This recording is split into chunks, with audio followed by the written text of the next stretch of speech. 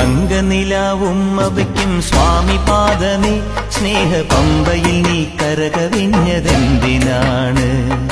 കണ്ണുനയാൽ ആജ്ഞ നൽകും ചിന്മയ രൂപം കണ്ടു വൻപുലിക്കും പാൽ ചുരന്നതെന്തിനാണ്? മോഹിനിയിൽ പിറന്നതും മോഹമെല്ലാം വെടിഞ്ഞതും ദേവഹിതം നടന്നതും നിന്റെ ലീലകൾ